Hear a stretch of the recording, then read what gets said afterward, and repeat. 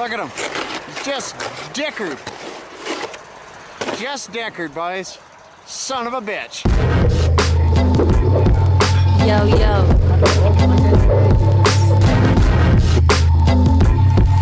Class A, and macro. Not connected, not elected to participate. Bouncing down the stems will make your head hurt. Enjoy the takes. Hey everybody, welcome back to Take a Ride. This is episode 268. It's Monday. Well, it'll be Monday when you guys hear this. I'm recording this on Saturday, to be honest. And yeah, I hope it was a good weekend. I'm always hoping that. It was a great week, starting to warm up. Some cool things happening. I guess on a personal note, that Grobert split was released a couple weeks ago.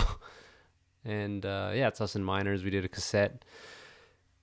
Sounds great. Yeah, we recorded it out with Nick last summer, I think, and might be something else coming down the line soon.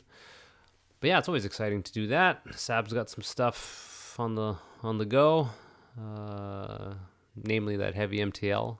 Planning some stuff for the fall. Tay's starting school. You know, doing well. I got a weird stomach bug right now. Do you guys need to know this? Probably not. But just trying to make this personal, I guess. But yeah. As I always do, I'll start these off with the sponsors. These people get the show to you. They help me. You know, they pay for ad space. The shit isn't free. You know, the shirts, it helps me with the shirts. All these sponsors really help me out. So you can follow them. You can like their pages, buy their stuff, or just take 5 minutes to hear me talk about them and not fast forward it. That'd be awesome. So let me get right into it. I have the first one, Brewed Biscuits, all natural spent grain pet treats. So these people are located out of Norfolk County, and what they do, they have pet treats that are made using spent grains. Spent grains are the oats and barley that a brewer will use to make the wort. What it is, it's just like the sugar water that the oats and barley have been steeped in. And after they're used, some people might use the spent, quote-unquote, spent grains for compost or just toss them, but they're still edible. They're still healthy. They're still 20% protein, 70% dietary fiber. And so that's where the whole spent grain pet, you know, the name spent grains comes from. They're good for your puppies. They're good for old dogs. There's no alcohol. There's no hops or corn or salt or sugar or additives or preservatives. It's so 100% natural. They have the peanut butter flavor. They have the pumpkin sweet potato. They have the apple cinnamon. I've given Ocho a whole shit ton of these, and she loves them. And they're really good. It's really cool. I met with half of the company, Barb, and she's a sweetheart. We had a beer, get a couple laughs, and they're really trying to do something cool. And they're making a good product. So shout outs to them. All love to them. You can go to twospentgrains.ca. That's TWO Spent Grains, and you can find all the information there, how to order. You can order online and get some pet treats for your dog. Next, I have Heartbeat Hot Sauce. These guys have been on for a minute.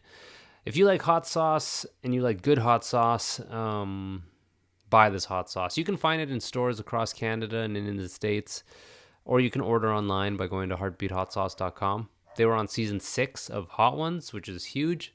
If you don't know what Hot Ones is, just YouTube Hot Ones season 6, and you know what I'm talking about. Again, all natural stuff. It's cool. All these companies, they're going, you know, really like that, all natural, very transparent in what you're getting. And Al, who runs the company with his partner Nancy, they're no chumps. This is delicious. Might be the best hot sauce, and it probably is the best hot sauce I've ever had. No bullshit. A bottle lasts me like a week. They have the red habanero, they have the jalapeno, they have the blueberry habanero. They also have a hotter one. Those are I think the flagship ones that they're selling. And what else can I say about them? They're just really good hot sauce. Use actually, there's no promo code for these guys from me, but you can go order online or hit me up. I'm gonna have some bottles. I'm actually running low, so I might need to restock soon. But just heartbeathotsauce.com. Find them, check it out. Really good hot sauce. Next, if you are looking for a man you can trust to put your money into, when you're looking to buy a car, I should say, and if you're in Kitchener, Cambridge, Guelph 519 area, you can go to see my buddy Kevin Rigo at Hefner Toyota. He's at 3121 King Street East. And Kevin's an old friend. He's a really, really good dude, and he's on board to help me get the show to you guys. So if any of you or anyone you know, or even just drop Rigo's name, Kevin Rigo, he's out in Kitchener. He's a sweet guy. He's super funny. He'll make the process so enjoyable. That sounds cheesy to say it that way. So enjoyable. But Rigo's real as shit. He's awesome, man. Rigo's the best. Very honest guy, and he'll help you out. Mention the show, you'll get special pricing on new vehicles. Find him on Facebook, Kevin Rigo of Hefner Toyota. Just the greatest dude. Shout outs, Kevin. Next, we have Ironclad Graphics. They're a silk screening company out in Kingston. They specialize in apparel printing. They did my shirts. They do everything. Koozies. Actually, I'm going to be getting some patches and pins through them. They do stickers. They do everything, man. They've been doing it for like 10, 15 years. They ship coast to coast. They're competitive with their pricing. So if you're looking for someone to make your merch, just go peruse. Hit them up for a quote, and yeah, they're competitive. So throw them in the bin of people to hit up. I don't know. That's a proper way to say that. Just email them and get a quote. Ironcladgraphics.com. A couple more here. We have Dapper Beard Oil. Dapper Beard Oil is a beard oil company run by my friend Andrew out in Ottawa. And what he's doing is making all, again, like how I was talking about all natural products being used. That's what he does. 100% natural ingredients. It's all ethically sourced, and it's functional. It helps hydrate, and it helps repair your beard. It reduces beard dandruff. It's antibacterial. If you want to order it, you can use promo code TAKERWIDE free ship, and you'll save on shipping. Go to dapperbeardoil.com and take a look. They have the 3 types. They have toques, or maybe they're sold out of toques, enamel pins. But it's small business. It really is. It's pretty much just Andrew, I think, running it. And yeah, support a rad dude who's a real creative cat making some really good beard oil. Legit, super good beard oil. Dapperbeardoil.com. And lastly, Wellington Brewery. Wellington Brewery is Canada's oldest independently owned microbrewery, and they craft award-winning beers in small batches using the freshest all-natural ingredients. They have some delicious beers. I've been sipping on the Hell's Lager and the Upside IPA. They have the SPA. They have their sours I think it was last summer I was trying them. Really good. It's cool. It's kind of local, and they're down to support this show. So try a Wellion, I think the saying is. I should know this, eh? Just fucking drink Welly. How about that? How's that for a slogan? Fucking drink some Welly. So yeah, so for this episode, I'm speaking to Adam Edwards. Adam Edwards is the guitar player in Lost in the Riots. They are a math rock band from the UK. A very, very great conversation with this guy. It was a total, I shouldn't say cold call, but I've never met this guy. We met when I called him on the Facebook Messenger, so it's pretty raw as far as just, hello, stranger, how's it going? But it ended up being really cool, and the record they put out is really great. So yeah, let's start your week off with me talking to Adam, and here we go, 268. Can you hear me slurping on my coffee? That's okay, you're going to hear me sipping on my beers. What time is it over there? It is 1 o'clock. It's 2 to 1. Nice. What is it, 6 there? No. Yeah, just coming up 6. Okay, cool, man. Hey, nice to meet you over fucking Facebook, man. This is cool. These are, I like when people just kind of hit me up, because I have my circle of friends, and I'm always happy to fucking chat music with other fellow dorks.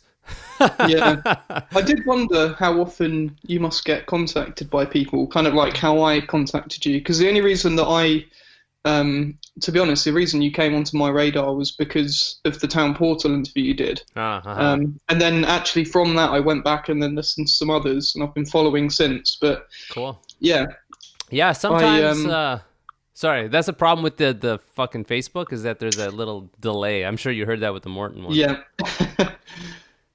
What were you going to say, though? Sorry? I was just going to say, what was I going to say? It's okay. No, it's gone. That's okay. Yeah, it's cool to know that people are listening, and that I'll have people reach out. I think it just kind of shows that the show is slowly growing. Because, yeah, I like that people will hit me up like, hey, can I come on? It's like, sure, let's fucking talk, man. Like, I'm always open to meeting new people and new bands, and yeah, listen to the record, and it's fucking awesome, man. The record's great. Thank you. I'm really glad to hear that. Yeah, shit. Just came out too, I guess. Yeah, it came out on Friday, so it's been nice hearing the sort of feedback from people. At the moment, in the lead up to that album coming out, we were all a little bit nervous because it's quite different stylistically to the last one, and it's been 5 years since we last put anything out into the world. So it's quite a long time, obviously, to go between records for a small sort of DIY band that does everything. But yeah, nervous. Feedback has been good. Yeah, definitely. Is it a worry of like, fuck, do people forget who we are? Because I think that's a real thing. There's so many bands putting out stuff that if you're not out in the open a lot, you can totally get like swept away. People forget. Yeah, definitely have that. I mean, because the sort of weird music scene that we encompass, because I'm involved with the label as well, and we do a lot of things with other bands that sort of are in the same pocket.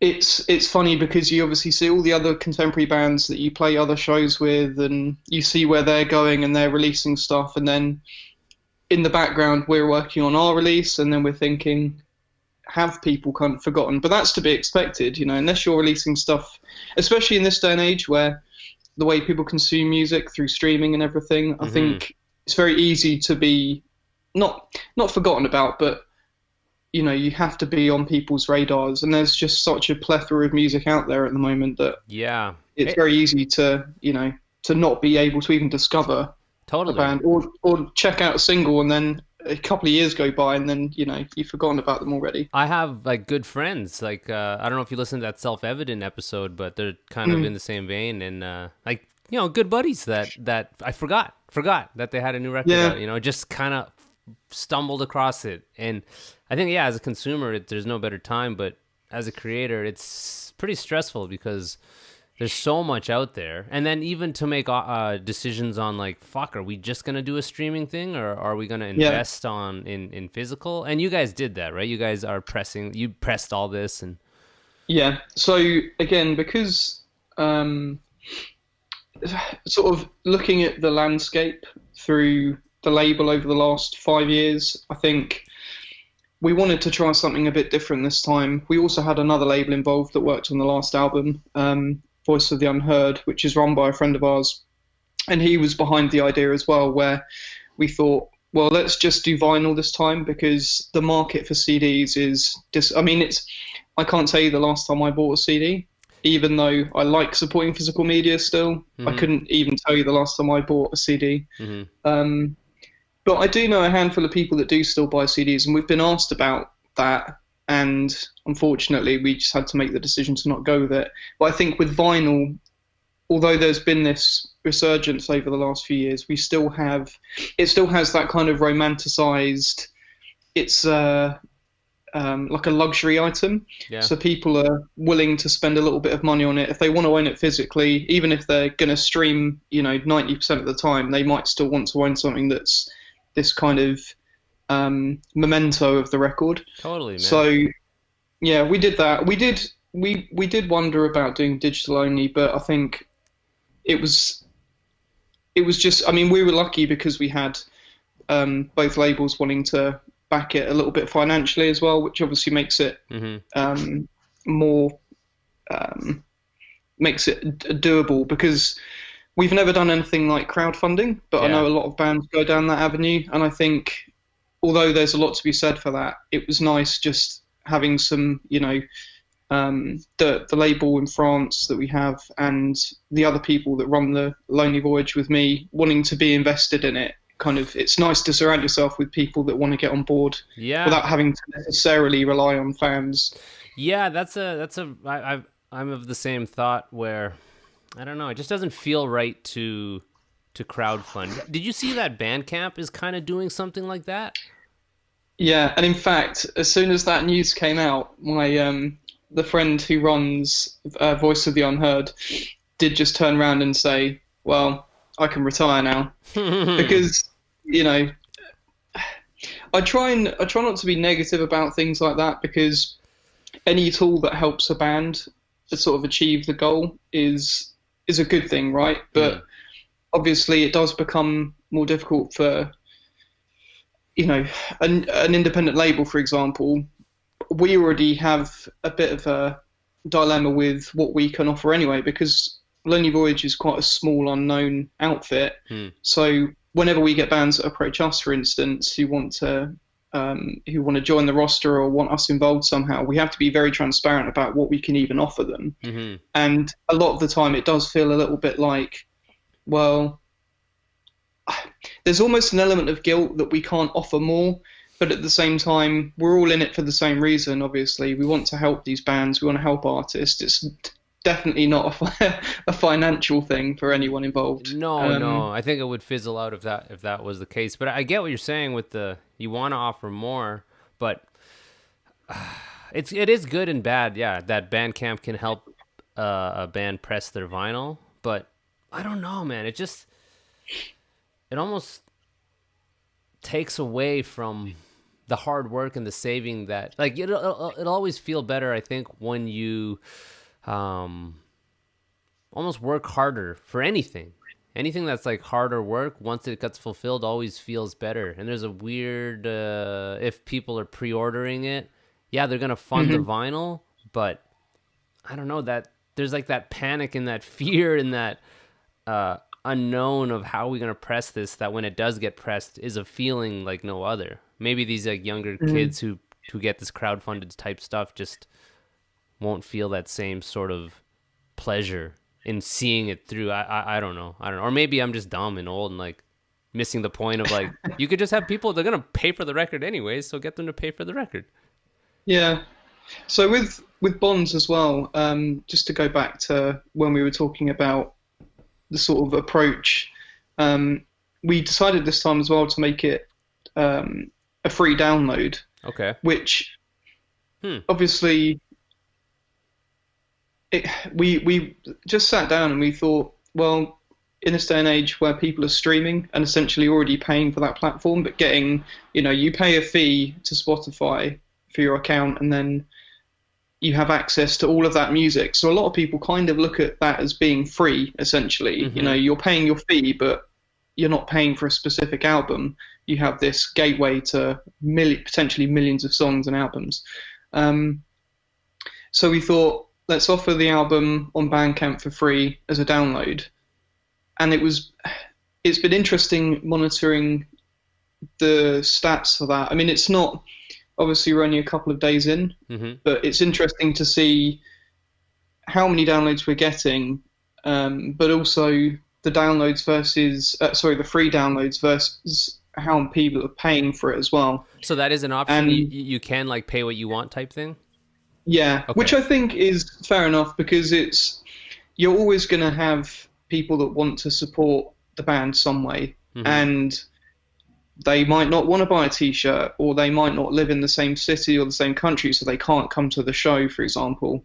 But we've always kind of done that with all our releases anyway, just said you can pay what you want, but this is kind of the baseline. But doing it for free, I'm pleasantly surprised to see how many people are paying for it. I mean, it's still probably only about 25%, but the fact that people are still willing to pay when you're offering something completely for free, it says a lot. And especially now when you can stream, you don't even need to download. As I was saying earlier, like, I can't think of that many people that buy CDs, or the last time I bought a CD. I couldn't tell you the last time I downloaded or paid for a downloaded album, apart from if you get sent something to listen to, for example. But actually, as a punter, I haven't downloaded an album from Bandcamp for ages. It's an interesting, because the end goal is you want people to hear your music, and it is a question of like, let's say you charged whatever an X amount, how many people would they have to pay for it and they get it. Like, in the end, I wonder what the difference is going to be. Like, how many more people... I'd assume more people are going to hear your music just for the fact that it is free. And maybe that's the best way to do it, where it's just like, well, pay what you want, or, fork out some change for the vinyl, and it's kind of win-win. I guess it's an interesting take. I never thought of doing that where you you do the digital pay what you want and then also do one physical type thing, covering as much ground as you can in this climate. I guess it's difficult. You probably have really good insight running a label. For how long have you been running like the Lonely Voyage? So we started back in 2013 officially, but that was kind of, it was formed as basically as a platform to release the Lost in the Riots material, but also I do a lot of the tour booking and everything for the band, and we just thought it'd be nice to do it under a name essentially. And then from that it's kind of grown. So it was initially myself and my friend Joe. He was quite keen to be involved, and then a couple of years later we met another friend called Josh, who has since become part of the team as well. So there's 3 of us now, and I think Bonds is probably our 16th release. Holy shit. And we have our next one lined up. And, we, you know, as I said before, we're a very DIY sort of independent label, and really what we can offer is quite limited. But it's also really nice to know that, you know, we do get contacted by bands, and the fact that it seems to carry a little bit of weight now. I mean, there's, in the UK, especially with the kind of music that we tend to work with, there are some more established labels, labels like Holy Raw or Big Scary Monsters, who are doing excellent things, and we're in no way at their level, but it's nice to know that as a smaller label, we can look at them and kind of, you know, you want to essentially be of their level at some point. And it's nice to see what they're doing as well. But there's, you know, it's a very healthy kind of, I wouldn't say competition, but it's nice to sort of aspire to see what they can do and what we could maybe achieve in future. Yeah, and I don't even know how long those other labels have been around, but I have some friends here in Canada who started a little label, and it's just such a different time. It's so crazy right now and even like there's so many aspects that the internet changed, like, you know, simply with downloads and stuff, but even touring, like this has come up a few times on the podcast where it's like, like everybody can tour. So it kind of makes it a question of, is touring really, really kind of worth it? And even questions like, is pressing a CD to like the Diamond back worth it, or could you just press a CDR or cassettes? It's like, I don't know, it's changed so much. Like, I'm 36, and not that I've been I've been doing it for a long time, and I've seen a lot of changes, and I don't even know what the right decision is. Like, do you feel like you, I don't know, have a good grasp, let's say in the last 6 years with the label? Do you feel pretty current with like, okay, I know how to execute this launch? We could even use Bonds as an example. Like, are you confident that you guys hit all the marks? Like, I saw there's a video and you did, like, you know, hitting people like me up. Like, are you in a position to like really do well? Or are you still kind of like, I don't fucking know what we're doing? To be honest with you, I think it's definitely a bit of both. And, you know, you're always going to be learning new things. I think we have one thing that's on our side, which is that we've always been very independent and done stuff ourselves. And that comes through, for example, PR is definitely worth doing for a release. But at the same time, with Lost in the Riots, for example, we've just never had the money to put into it.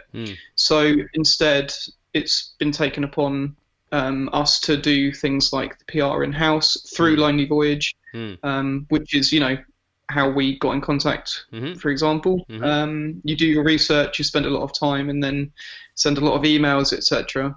How much time do you, sorry to cut you off, but how much time are you spending with, how much does this consume your time? A lot. Yeah, I'd assume, because there's so much to do. I think the thing is, I put a lot of time into this kind of stuff, and have done essentially since the band formed, because it's an extension of that, whether that's tour booking, whether that's trying to get a review somewhere, or with the label, whether that's you know, arranging for the pressing or whatever. But it doesn't feel like work, because it's a passion project still. This isn't what I do full time. I'm a software engineer. I have a normal 9 to 5 job like everyone else has. And I think until it gets to the point that it becomes a chore, I'll always be happy to put the time into it. But of course, it is a lot of work. Yeah. And going back to your question about if we've got it worked out, I think it's one thing that we realised quite early on is to be able to be quite diverse. So being a record label now in 2019, it doesn't really make a lot of sense in some ways because things like physical media, etc., are obviously, sales are on the decline. They have been over the last 10 years. But there are other things you can do to help bands. So one of the things we offer, which is really simple and they could do it themselves, but we make sure that the releases are all dealt with through a digital distributor to get them onto all of the platforms they need to be, and obviously in time. We can do tour booking, or we've done release shows before. And it's just a way of kind of creating a network for the bands as well. So it's not just, we'll press your record and we'll sell records. It's more, okay, so you'd like to tour here, but you have no contacts. Well, I can give you some contacts. I've got some friends out there or whatever. Or if you like, I can try and help book the tour for you. So yeah, we changed it. I mean, over time, it's encompassed a lot of things. Initially, it was record label and actually recording and mixing, which is something that I did in my spare time. Yeah, and I saw you mix the last record, yeah. Yeah, so I've actually done all the Lost in the Riots albums, and I'm happy with Bonds. I think sounds great. Thanks. I mean, in comparison to Move and Make Trails, the last record, sonically, I think it's quite a step up. But that's because you have 5 more years of experience working in studios and mixing other people's stuff. Totally.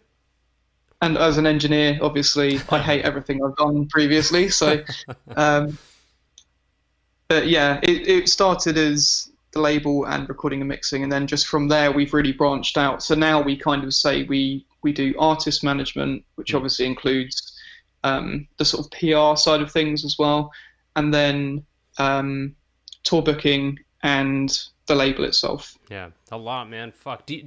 Are you spread too thin? Like, cause I'm trying to put myself in your head of like being in the band, and that takes a lot of time, and then you're also trying to run like the artist management type thing.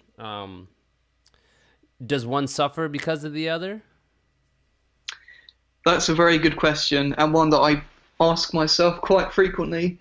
Because obviously you end up meeting people when you do this kind of stuff, and they specialize in one area, and I do sort of feel like I juggle a lot of different things, and I think it's just I have an interest in all of these things. So whether or not that's to the detriment of the end user, the band or whatever, I'm not sure, but maybe I should focus. It's hard. I think you want to do a lot of things. I do. I like trying to do as much as I can. I don't like wasting time, but I question myself with that a lot. Like, am I, even with this podcast, I'm like, should I just be practicing the drums and not talking music? It's a real question. I mean, we're toying at the moment with doing some extra stuff through the label as well, just as a way of kind of trying to draw some more attention towards it and bring some more people in. So we're looking at moving into doing some live sessions and stuff like that, which again is an immense amount of work to invest, but hopefully the payoff of doing that kind of thing is that we get a new market of people that maybe have never heard of the label. And obviously it gives the band something to use as a promotional tool as well.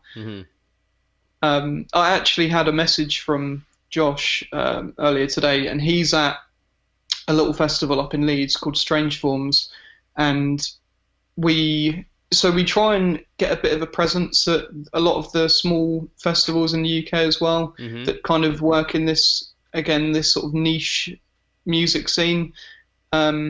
And he's taken a distro box up just with a bunch of our releases to put with the merch so that people can, potentially buy stuff. And if I'm honest, we don't tend to get a lot of sales by doing that, but it's nice to just have the presence there. And he actually said to me earlier today that he'd spoken to a lot of people and he feels that people are kind of becoming aware of the name now. And it's not, you know, as I say, we're very small fish, but it's nice to know that over time, by appearing at these things and by working with different bands and putting out hopefully quality releases, the name kind of gets out there and people discover you. 100%, man. That's like such a weird voodoo of like marketing. Like you don't have the budget to like put a huge billboard out, so it is literally word of mouth. It's like a band. It's like the same. It's like this podcast, man. It's the same thing. It's like I'll do flea markets and I'm trying to get, like, my idea is like, okay, I'll get guests on and then they'll listen to it and they'll tell their friends, but a lot of people don't even want to come talk to me. So it's like, I'm hoping that it's like, well, at least the logo's there and then there might be a buzz of like, oh, there's a guy who has this, and it kind of works, I guess. Like we're talking now, like somehow. Yeah. It is a real networking type thing. And there's an amount of subconscious element to that as well, because if people see things and they see a name, it's going to hopefully filter in there, and then you never know, they might discover you later on, or they might think of you when, you know, at some point later that day or that week. And I think there's no harm in putting yourself out there with this kind of stuff, because as you say, if you don't have a huge budget to be able to do the marketing side of things, then you have to be able to do what you can. And like with everything, I think building relationships is key, and I think that is really a really key point within the music industry. Is you need to be able to talk to people, become friends with people, and essentially be a nice person. And that gets you, in a lot of ways, gets you a lot further than just blanket emailing people or bugging people about whatever it is you're representing. It's not sad, but there's a sadness that falls over me where I think like we're all just trying so hard. You know what I mean? It's like, I really love this and I want you to love it. Like, please listen. and I don't know. It's I think of this, I question a lot of my motives, and I'll never really understand them. I'm not a therapist or anything like that, but musically, like I want people to hear my music, and I do it for myself, but I don't know if, here's a question for you. If you just were in your office making music, would you need people to hear it? That is a really interesting question. I think there's because as an quote unquote artist, you should always be making your art for yourself. It shouldn't ever be you're making it for the approval of others, but inherently you do want people to discover it and to be able to appreciate what you've created. I think anyone that's created anything, there's at least a tiny part of that. It has to be. And like you said, and you know, you're creating something, you're putting your time and your emotion into a lot of the time, especially with music. It's an outlet for a lot of people. And it's funny because despite that, I've always had a bit of a kind of awkwardness around, you know, let's say somebody finds out you're in a band. I've had this situation happen so many times where somebody finds out you're in a band and they immediately say, oh, what kind of music do you play? Or, you know, that, and you kind of go down that rabbit hole. And actually, a lot of the time, probably because it is a non sort of typical style of music that the bands I've always tended to play in, I always feel a little bit awkward around talking about it, because I kind of have this, not self-doubt, but like I'm hyper aware that what I'm talking about, the person probably really doesn't give a shit. Like, well, you know, 100%, man. Like you're trying to explain how much it means to you without saying that, without like breaking down, like it means so much to me, because then you're super weirdo and they'd be like, all right, dude, take it easy. I know what you're saying. It's like you want people to discover it and appreciate it, but at the same time, you kind of don't want to be waxing lyrical about this thing that realistically they probably don't want to know about. But there's something that popped in my mind that I did want to ask about the record, because we're talking about, you know, I want to talk about the record. Yeah. And the 5-year gap, and just kind of the recently, like, life I've been realizing is like tons of great shit, really terrible shit, and I miss being a kid because it was mostly all good shit. But like there were just in the press release, there were the things about like loss and like kind of sadness, loss and changes and frustrations. And I talked about this with Morton too. Like, you guys don't have lyrics, so is it hard to transfer those emotions into musical notes? Like, I would think it's easier to, verbally or lyrically write it down. How heavy were the last 5 years, and like, was it hard to put that into this new record, or was it really easier than you thought? I think so. Your point about lyrics is interesting because many times I've tried to write lyrics myself, and I'm one of those people where I'll try and distill a feeling or something into some lyrics, and I'll come back the next day and I'll reread them and I'll think they sound awful, and I'll tear the page up, throw it in the bin. And I think with instrumental music, it's funny that people kind of do still, to an extent, get a bit hung up on music without lyrics, because obviously, if you look back over time, instrumental music has been there since the beginning. And how emotional is orchestral music, for example? You can detract loads of emotion from that kind of music. And film scores, for example, they tend to not have lyrics in, but it can convey some sort of emotion, and it can be the difference between a scene really tugging at your heartstring or getting you to react a certain way and not really even understanding the context of a scene in a lot of ways. I think it's difficult to name songs because although songs don't necessarily have to be about a specific thing, you can kind of still be able to steer it towards a certain thing. I mean, with Bonds, for example, Telomeres, one of the songs on there, which is probably the kind of slowest number. It's quite, as you probably realize, it's quite a high octane album in general. It's quite energetic.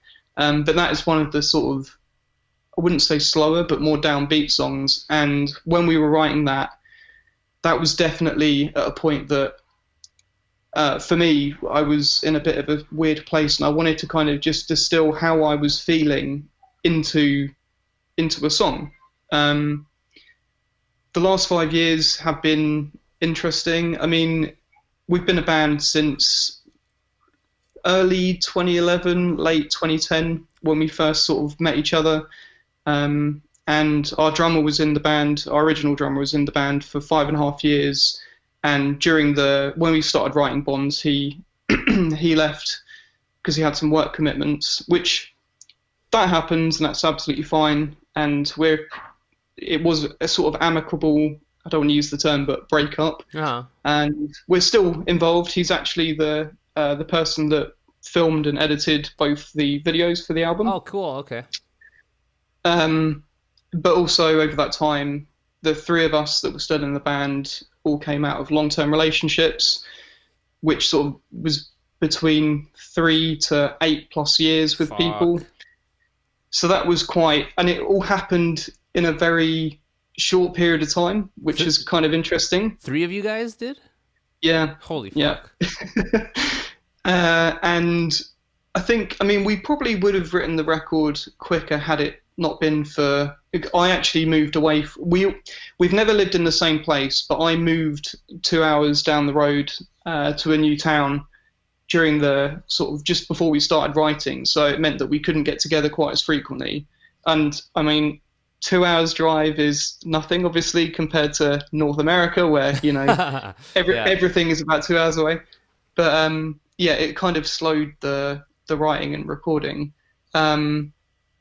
But we managed to kind of distill that into the songwriting. And also over the last year, I was diagnosed with kidney failure. So that's had quite a bit of an impact on things. It delayed the record coming out, which in a way is actually it's worked out for the best, I think, because although we were frustrated to have this record almost finished and wanted to put it out, obviously sometimes you just have to put, life stuff gets in the way sometimes, and you have to kind of take your foot off the gas. So,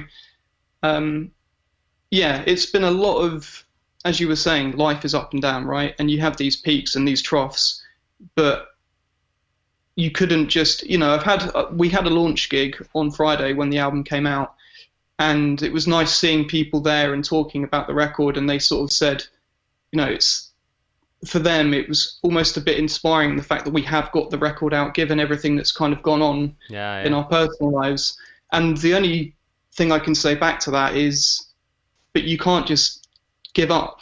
If you're going through a hard time, for me, the medicine is being able to do things like this, because it's the distraction, in the same way that being able to hold down a job while you're going through potentially difficult times is, it's hard, but you do it because there's a light at the end of the tunnel, and it's almost a distraction.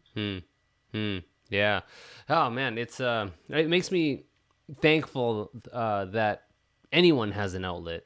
I worry about the people who don't. It comes up a lot on this too, but super fortunate, right, to find a way to express yourself in a healthy manner, and also get that type of feedback. Like that's a big part of it too, is the people who are inspired. That's a powerful thing, man. Like to grab inspiration from anything and do something with it is fucking crazy fuel that some people need. And do you feel like, is there like a bit of a relief? Like, is there any sort of like how do you feel now that the record's out? Yeah, I think relief is probably the word I would choose. Yeah. I mean, it took probably about 2.5 years, including the writing, recording, and everything. And a lot of that time, there were points over that time where we just thought, can we just put it out? Can we just put it out? But it's important, I think, that when you've spent so much time and effort and money building something, you don't want to just rush. You want to make sure it's right. And if that means waiting another 6 months for it to come out and be able to dedicate enough time to it, then it's worth doing it. It was hugely exciting on Friday when I woke up and just realized, it hit me that the album is finally out there. People can hear it now. And obviously with that comes the worry that people are going to, what are people going to think of it? We haven't put anything out in 5 years. Are they going to like it? Are they going to think does it still sound like us? Are people going to have forgotten about us, like we said earlier? But I think the general consensus is that people are enjoying it. And I think they kind of embrace the change because, as I said, stylistically, it is quite a departure from the last thing that we put out. So what's kind of like next? Like with your gigs, you're not. I use the term gig as far as job. Can you guys get out a lot, or is it difficult to tour? So prior to this record, we used to tour fairly frequently, and we, in the UK, there's quite a good independent network for bands that operate in this music. And we've also been fortunate enough to get out to Europe and around Europe probably about 6 times now. Cool. Which is amazing. I mean, the knock-on effect of, I don't want to use the B word, but obviously with Brexit kind of looming in the background, there's a lot of questions around how that's going to affect touring. Unfortunately, at the moment, because of my health, we had to kind of take a step back with touring. But the idea is that as soon as that's sort of settled down and we're in a position where we can tour again, we'll definitely be going out. At the moment, we've got a date. We're playing Arctangent Festival, which is kind of considered by a lot of people the mecca of like post-rock, math rock at the moment. It's in its 7th year this year, and I've been since the very beginning. We actually played the 2nd year as well, and it's amazing to see how that's grown over the last 7 years. And to be honest, it's really galvanized the scene within the UK in particular. Cool. And a lot of tour stops and new bands have popped up just out of the fact that Arctangents existed, and I think kind of introduced a lot of new people to this music. Oh, that's exciting, man. Well, and again, kind of back to what we were talking about with the need to tour. Like, it's fun, and it's cool that you guys have done it to kind of sample that. But the reality of it is that it's really hard to get your actual fans out to a show. You know, you might, like me, my other band, we just did Europe in January, and we played to people, but it's not like every single person bought an item. Like, it was fun to play, and it was a fun thing, but did we have to do it? Probably not. You know what I mean? We did make a little bit of money, but it wasn't a detriment, really. It helped, but it wasn't a necessity. Like with streaming and stuff and YouTube, and I don't know. I wonder if people still really want that fix of seeing their live band. Or I've always found that, see, being a UK band, the Europe tends to be, again, romanticized by a lot of people because of things like treatment of the band. When you tend to tour, you tend to get looked after very well, you tend to get fed well, accommodation, all of that kind of stuff. And in general, I think the attendance of shows tends to be a little bit better than here in the UK. And I think maybe that's just a cultural thing. Maybe that music is, I don't know, I think live music tends to just be something that people are more willing to put their time and money into, maybe.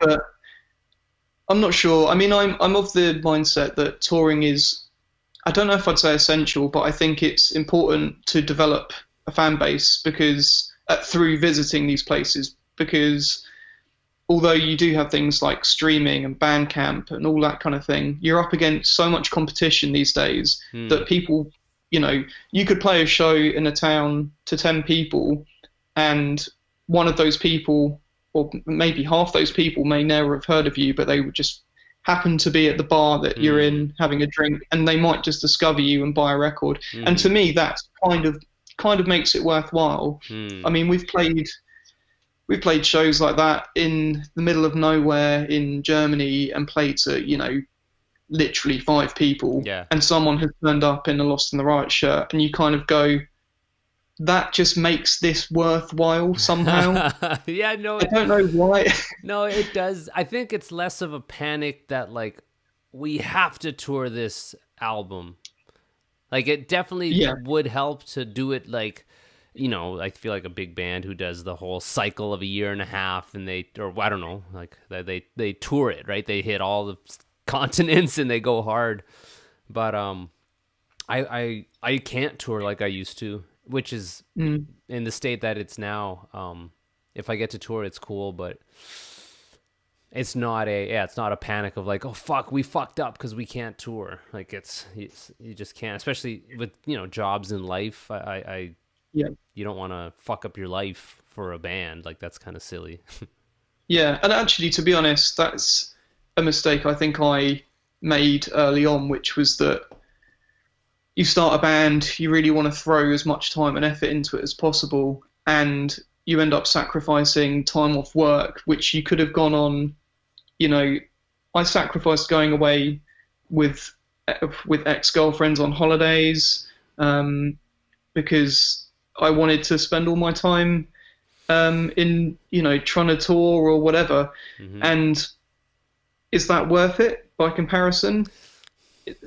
Probably not, actually. I think it's important to tour, but as you say, you know, it's also equally important to know where to play, because I think one of the things that bands tend to do when they very first start out is play everywhere, you know, and not sort of have a screening procedure in place where you go, well, do we want to travel for 6-7 hours in a van to play this place that we've never heard of because somebody's reached out to us and offered us a show?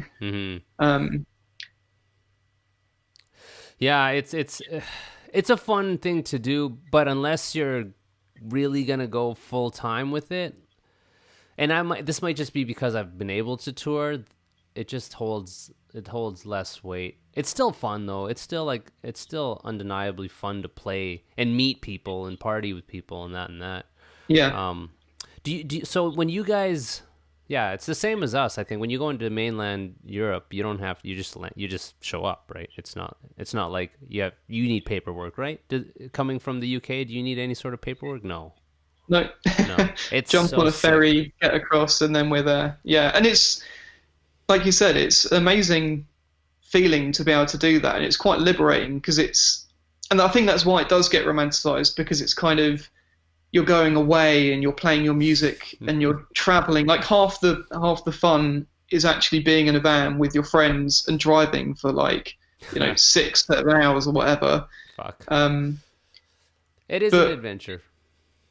Yeah, it definitely is. I think it's important to. I actually had a similar chat with a band recently when they were talking about touring and wondering if it was just, are we touring for the sake of touring? And my opinion on that was, I think as long as you can never guarantee a show's going to be busy or that it's going to be, financially rewarding, but if you have something new coming out, I think it's important to at least try and play somewhere so that people can maybe discover you, instead of, it's very easy to just sit at home with your laptop or your phone looking at stats and going, oh, have we been discovered yet? Have we been discovered yet? Yeah. But I think a lot of people, especially, with alternative music, people do still want to go and see it live because you can get an experience that you can't get just listening to a record. True. And there's been plenty of bands where, it does go both ways. I've unfortunately been disappointed where I've been really excited about seeing a band, you see them and it's felt like a letdown, but more often than not, it seems to swing the other way for me. I can enjoy a record, go and see the band and come away from that experience thinking, this is amazing. You just get something different, something visceral from seeing and feeling the music live. Yeah, that's a good way to put it, I think, feeling it. Like headphones and a stereo only replicates it so much. And the big bummer is a band that will use too many studio tricks and you see them live and it's just like, oh my God, what a letdown. Yes. But it's also a good way to kind of weed out, I don't know.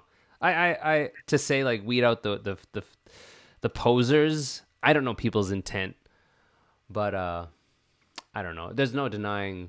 There's like a respect thing. When I see a great band, it's just like, okay, they're serious about what they do. I can clearly tell that they love to do this because they take it serious, Yeah.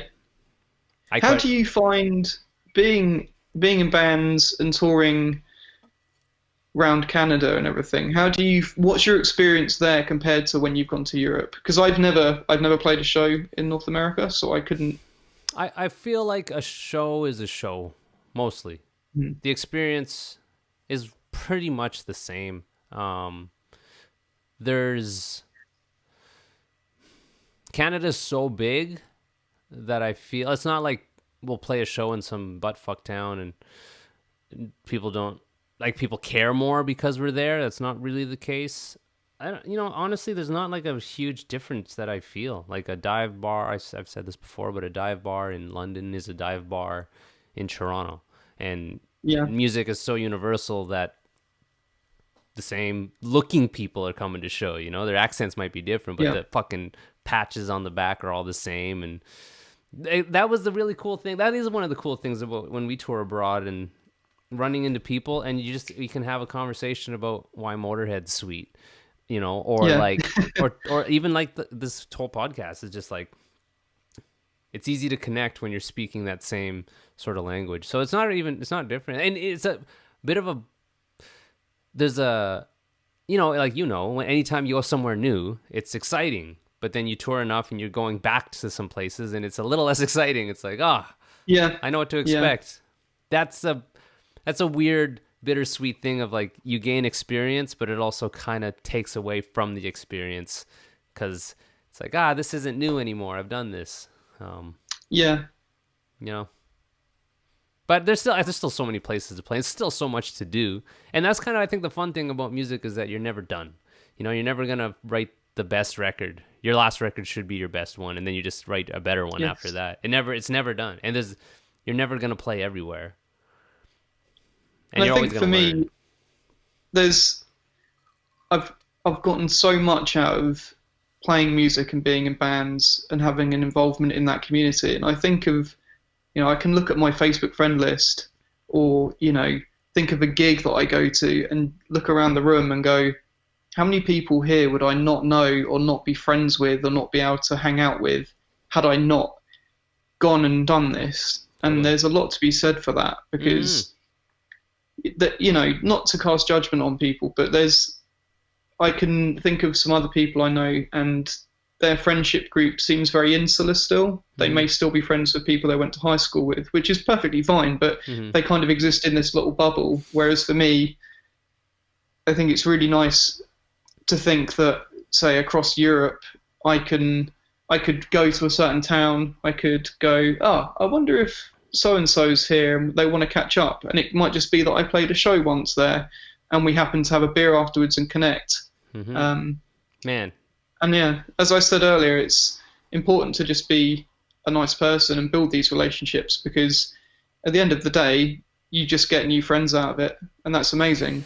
It is, man. I don't think anybody wants to be alone, And as connected as we are, I think we can still feel pretty lonely. And that's what I love about music and even this, is getting to connect with people and kind of get reinvigorated. Like, I'm excited, I'm excited. We have met today on Skype, and I'm like, I know the excitement of releasing stuff. I'm super excited that you guys just released this record. There's so much more, and everyone listening knows, but like, it's not like you just take a weekend, write an album, and it's out. There's so much involved. There's so many steps. So yeah, it's I'm excited for you guys, and the record's great. Because I'll get a few cold calls here and there, and it's always like, okay, what is this? And it was just like, oh, sweet, this is good. Okay, awesome. Like, I didn't have to kind of like be bullshitting, like, yeah, so great record, man. Well, I probably just, I don't know, probably wouldn't have had you on if it, you know what I mean? I don't want to waste your time or mine, but yeah, the record's great. It's exciting that it's out. I like the idea of the pay what you can in the physical, and I don't know, man. I do these about this long, and then I kind of wrap it up. But I want to play a track off the record if that's cool. Sure, yeah, that's absolutely fine. In listening, I liked Chemistry. That's one that kind of stuck out for me. Is there like a backstory to that track?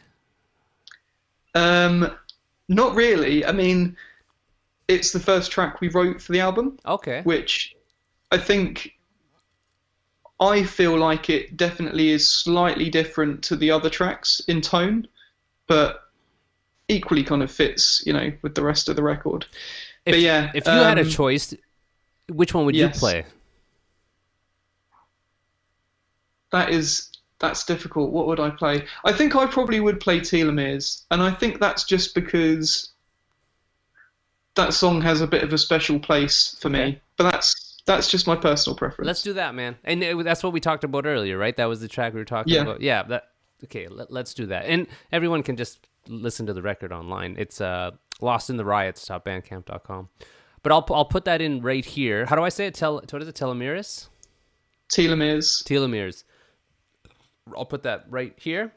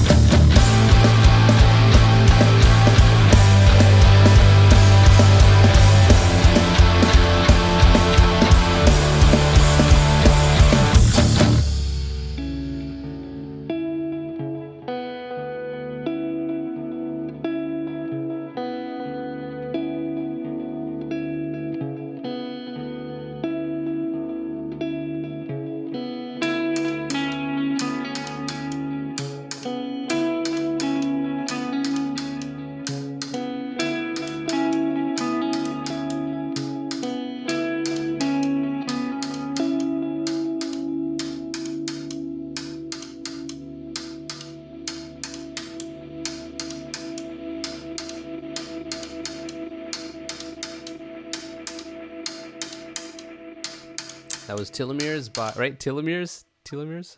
Yeah. Say that. Telomeres, yeah. By Lost in the Just go on Riots. Wikipedia and then click the little megaphone symbol. Oh yeah. And then okay. it turns out that I've been saying it wrong all this time. Oh, word. Man, I say so many things wrong.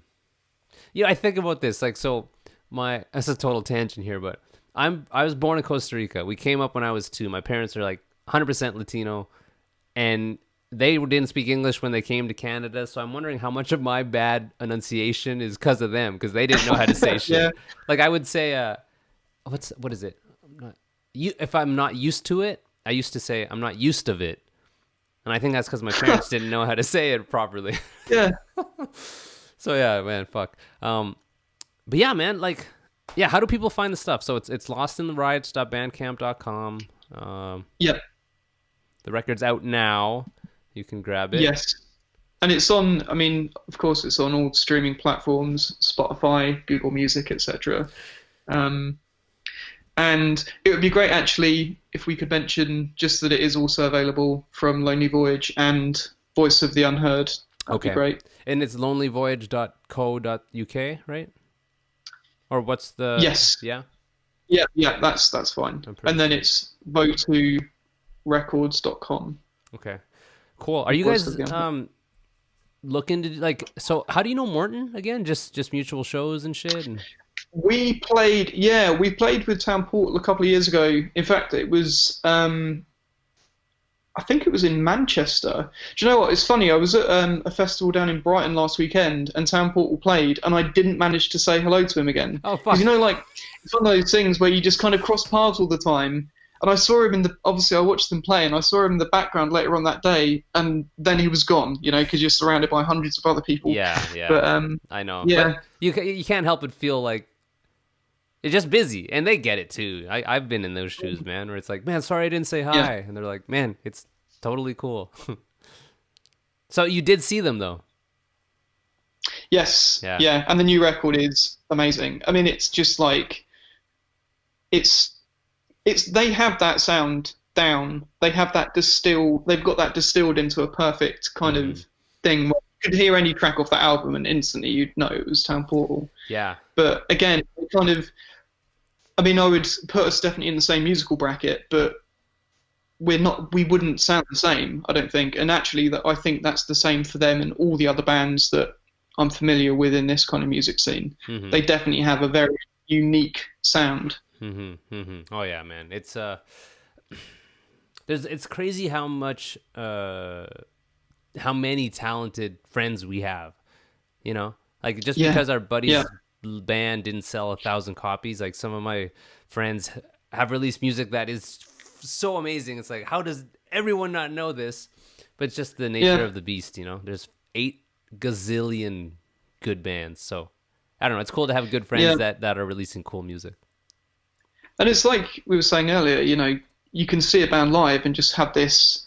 It can feel almost like a religious experience when you're watching them, because it's like, oh my God, this is fucking amazing.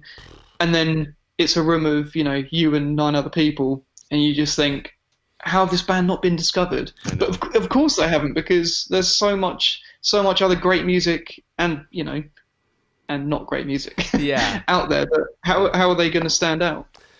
I don't know, man. Everyone's just doing their best. We're just shooting the shit, talking about it, and I hope so. I hope a bunch of people get the record. And man, I don't know. Thanks for hitting me up. This was a pleasure. I hope that you can come here, or maybe we'll get out there and we'll have a fucking beer. And yeah, man, like hopefully everything sorts itself out with your kidney. Fuck. Yeah, fingers crossed. Jesus, man. Well, I'm sure things will be fine, and I can hear the next record. And yeah, this is a nice little branch off of like just another cool group of dudes that you know I can check out. Thank you. Yeah, and I'm curious. I'll hit you up in a little bit to see how like the record label end of things. Like I'm kind of interested in that to see how it did. Sure, thank you. Yeah, hopefully it goes well. But yeah, shit, I don't know. I'll see you when I see you, man. And thank you so much, buddy. Cheers, Steve. Yeah. Nice to meet you. Cheers. Nice to meet you too. Have a good rest of your evening. Cheers. Bye. All right, peace, buddy. All right, sweet. That guy was rad as hell, eh? Yeah, the record's super cool. Please give it a listen. At least stream it. Sorry, I just got a text. Stream it, support it. Hopefully everything's okay with his kidney failure. That's fucked. I don't know. Jesus. Let me shout out the sponsors here real quick, guys. We have Brewed Biscuits, all natural spent grain pet treats. The all natural pet treat company from Norfolk County. No meat, no alcohol or hops or sugar, salts or preservatives or additives. Really good stuff. 2spentgrains.ca, TWO spent grains. Heartbeathotsauce.com. Order some hot sauce. Find out where you can buy it online. Trust me, it's the best hot sauce you'll ever have. Kevin Rigo of Hefner Toyota at 3121 King Street East in Kitchener. You can reach him, talk to him, buy a car off of Rigo. He's the raddest guy, and I don't think you'll regret going to see him. IroncladGraphics.com. You can get your silk screening done there. They're out in Kingston. They ship coast to coast. Competitive with their pricing. Hit them up. I'm sure they will be able to help you out. DapperBeardOil.com. It's a beard oil company from Ottawa run by Andrew. Fantastic stuff. Take care of your beard. Use the promo code TAKERWIDE for free shipping. DapperBeardOil.com. WellingtonBrewery.ca provided the beers. I was sipping on the Upside IPA. Delicious strong ale. The t-shirts are still available. If you guys want to support the show that way, go to TakerWide.com.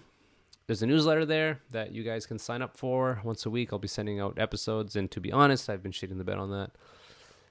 Instagram is TakerWide Podcast. What else? Facebook page. Like it if you guys can. And as always, thank you for listening. Have a fucking sweet week. And I'll talk to you guys next week, okay? Besos. Peace.